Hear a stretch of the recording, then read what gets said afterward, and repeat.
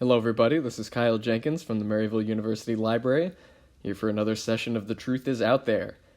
As always, if you have any questions about what you're seeing here today or any questions about future sessions, you can speak with us at the library. You can call us at 314-529-9595 or use the 24/7 chat service that's available on the University Library website. So this week's Truth Is Out There session is all focused on the resources available through LinkedIn and LinkedIn Learning. As you can see on the home screen here, we've just got an introductory image, a bit of description around the truth is out there, and once this video is published, it'll be found at the bottom so you can view the resources and the description of it later on at any time. With that being said, let's go ahead and get started, and head right into the LinkedIn tab. Now, depending on where some of you have come from and what some of you have been used to in the job hunt or the job search, you may have had a LinkedIn profile already, but for those of you that are unfamiliar with it, it's essentially a digital social networking tool, kind of like Facebook or Instagram, but it's used specifically for professional networking and for job seekers and those hunting for a job. There's a number of reasons why a LinkedIn profile is beneficial. Not only will it allow you to share your resume and all of your accomplishments directly with employers and job recruiters, but it provides a platform where you can actually research some companies and businesses that you might be interested in, either ones that you're interested for employment, looking to make a pivot in your particular position. Another great benefit is it allows you to connect with other like-minded job seekers. So instead of having to go to meetings, instead of having to do all that legwork, you can create a digital professional network that you can rely on for advice, you can rely on for job opportunities, and anything else you might need in the job hunt. So in the big blue button right there at the top, I've linked that to the main homepage for LinkedIn, where if you don't already have an account, you can create one, or if you have an existing account, you can log right in. Now, for those of you that have never seen a LinkedIn page before, I'm going to go ahead and show you mine real quick. There's a few features that I think are incredibly beneficial for any LinkedIn page. The first of which is what you're seeing right here in the center with the posting. It might not seem like you'd have a lot to talk about on a professional network as opposed to something like Facebook or Twitter, but being able to share your accomplishments within your position, sharing news articles to encourage discussion amongst your professional network, will encourage that much more discussion around your accomplishments and kind of widen your array of connections that you have available. Speaking of those connections, one helpful feature of LinkedIn is that not only are you able to make those connections with some of the people in your professional network, but you're also able to see who views your profile and when, to know what kind of coverage you're getting, to know what kind of broadcasting is available for your profile across the professional network that LinkedIn provides. So just like any professional network, there's spots for you to list your experience, to list your education, list any number of skills and endorsements that you've got, and list a variety of accomplishments that you've been able to achieve through this position or other previous positions. As you can see, I've still got a bit to do in terms of creating my profile. It'll give a list right there at the bottom for your profile strength to show how much information you have provided. It'll also give helpful hints in terms of how exactly you should structure your profile and what kind of information you should add in order to make sure you're reaching the greatest number of people possible. However, if you don't want to go right through the LinkedIn page, beneath this, I've included a few helpful resources to help fill in your LinkedIn page, including a playlist of videos for those just starting out on LinkedIn, and a series of 4 links right there at the bottom from everything from a beginner's guide, making sure your profile strength is at an all-star level, like the link that you see right here. It's a blog post from one entrepreneur who connects with LinkedIn and is able to have a very strong profile. And he's got a few steps that you can walk yourself through in order to make sure your profile is as strong and detailed as possible.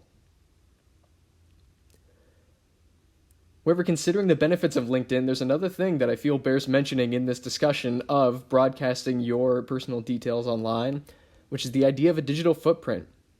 So if you've never heard of the term before, a digital footprint is the body of data that exists as a result of actions and communications online that can in some way be traced back to an individual, meaning you. This can come in a number of different ways. It can come in an active term, meaning this is stuff you put online specifically, whether you post, you share, you connect with, or there's other information that can be gained through a passive manner, meaning this is data gained from your posts by other companies, necessarily without you knowing. So it's important not only to be aware of your digital footprint, but to understand that you have a hand in being able to cultivate and shape that digital footprint. As you can see from the chart here, as of April 2019, there's a wide range of comfort levels that people feel when sharing their personal information with certain applications. As you can see, when it comes to entertainment sites and apps at the top, there's a wide range, or a vast majority of people feel very comfortable with that. However, as you can see right in the center with the social networking sites, people usually feel the least comfortable sharing their personal information. So this is where LinkedIn comes in. If you're going to have a professional face to your digital footprint, you need to make sure you have a hand in creating it and that it's cultivated in the way that you so choose. One helpful way to test this is to quite simply Google yourself. Head over to any search engine, be it Google, Bing, whatever you so choose, type in your name and see what comes up. This can give you a good idea of what kind of information has been gained from others, what kind of information others are finding. Beyond Googling yourself, there are a few other resources and websites, and even ebooks available through the Maryville University Library you can use as well. Listed a few of them here. They might include changing your web browser, changing the ad functions in Google Chrome, or taking some other proactive steps to make sure your public face on the internet is what you want it to be. With that being said, there's another tool that's available through the LinkedIn suite that you have available for free as a Maryville student. This is LinkedIn Learning. It's formerly known as lynda.com, but LinkedIn Learning provides a collection of videos and lessons on a wide variety of topics that can aid in your personal and professional development. So whether you're looking to learn a new skill, expand your existing skill set, or prepare for a new job, LinkedIn Learning is a great place to begin. They provide lessons on a number of other topics related to business, creative aspects, and technology-related subjects. Instead of just having a collection of videos like YouTube, they have actually curated learning paths of videos that you can add to a personal playlist to make sure that if you want to become, say, a manager, a sales representative, you can watch a series of videos that will adequately prepare you for that. Best thing is that as you create these learning profiles and as you complete them, you can actually share your accomplishments directly with your LinkedIn profile to show that what you've been watching, what you've been preparing, and what you've been able to access through LinkedIn Learning, other employers and other job seekers can see that as well. If you want to learn how to activate your LinkedIn account through Maryville, if you want a basic overview of the service, or if you'd like to learn how to add your LinkedIn Learning courses to your LinkedIn profile, there are a number of links right there that will help you prepare exactly what you need. There's also the ability at the link at the bottom to download the LinkedIn Learning app to your phone. That way, whether you're in the office, whether you're in the classroom, or whether you're at home, you can have access to the videos wherever you go. And if you're wondering what the best place to start is in terms of learning particular skills, if you're pretty unsure of where to go, I was able to pull together this chart thanks to the library database Statista that shows what subjects employers in learning and development are most looking for in terms of their future employees. You can see right there at the top 4 are leadership and management development, customer service, sales experience, and communication skills. So what I was able to do is to pull the learning paths relevant to each of those top 4 skills right here at the bottom. So if you're looking for a great place to start with LinkedIn Learning, wondering what kind of learning paths you can begin with to start increasing your skill set, follow those 4 links right at the bottom, choose whatever one interests you the most, and you can kind of expand from there. Just to give you a quick overview of what the LinkedIn Learning site looks like, as you can see on the homepage here, you get a number of recommendations right in the top. On the left-hand side, you have the ability to set a weekly goal to make sure that you are consistent with your professional development. And it gives you a quick reference to see what kind of learning pathways or videos you have in progress, which ones you currently have saved, and if there are any that have been shared by your particular organization. Also at the bottom of the screen, you can see a number of other recommended videos based on particular topics.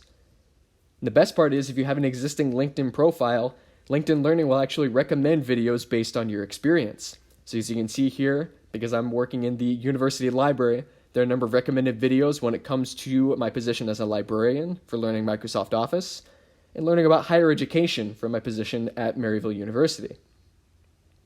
They also have trending videos, those most liked, and some of the shorter videos. But if you're looking to see just what kind of videos they have in general, you can click on the Browse button right at the top of the screen, and you can see each of them broken down by their particular topics, such as business, creative ventures, and technology. And then once again, from your home screen, you can see what kind of videos you have in progress, which you have saved in your collections, what exactly your learning history looks like. So using LinkedIn Learning to increase your skill set and continue your professional development is an incredibly valuable tool, and again, you have access for free through Maryville University. But just like having a digital footprint relate to LinkedIn, there's also some resources outside of LinkedIn Learning from professional development that you have access to either through the Maryville University Library or some that are collected on this LibGuide. Right at the top here, we have a number of ebooks related to figuring out your career path, planning out what's best for you. You can read all of these right through our Maryville University Library website. What's more, we've got a few outside links here that relate to professional development.